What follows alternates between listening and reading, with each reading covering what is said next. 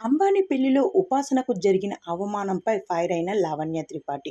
అచ్చమైన ఆడపడుచులా చీర కట్టుకున్న నా అక్కను చూసి వెకిలి నవ్వులు నవ్వుతారా? సాటి ఆడపిల్లను చూసి అలా నవ్వడానికి మీకు సిగ్గు లేదా? అందులో మెగావారి కోడలిని చూసి నవ్వుతారా అంటూ రెచ్చిపోయింది. మరోసారి ఇలా జరిగితే మీ అంతు తేలుస్తా అంటూ లావణ్య చెప్పుకురావడం జరిగింది.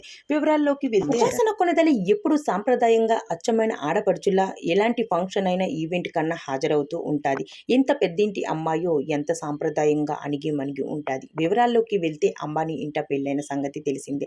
ఈ పెళ్లికి బాలీవుడ్, టాలీవుడ్, కోలీవుడ్ అని తేడా లేకుండా అందరూ విచ్చేశారు. ఎవరి స్టేటస్కి ఎవరు తగ్గట్టు ఎవరికి నచ్చినట్టు వాళ్ళు రెడీ అయ్యి విచ్చేశారు. పెళ్లి కన్నా ఎక్కువగా సెలబ్రిటీ ఎటువంటి బట్టలు వేసుకొని ఎటువంటి జ్యువెలరీ పెడతారు అని ఎదురు చూస్తూ ఉంటారు చాలా మంది అభిమానులు. రీసెంట్గా ఆ పెళ్లి వేడుక సోషల్ మీడియా అంతా నిండిపోయింది. అందరూ కపుల్స్గా ఎంట్రీ ఇచ్చేశారు. టాలీవుడ్లో రామ్ చరణ్, ఉపాసన కూడా ఎంట్రీ ఇచ్చేశారు. గతంలో ఉపాసన మీద చాలా కాంట్రవర్సీలు వచ్చాయి. కానీ అవన్నీ పక్కన పెట్టి ముందుకు సాగిపోయింది. రీసెంట్గా తమన్నా వెకిలి నవ్వుపై సోషల్ మీడియా బాగా వైరల్గా మారింది.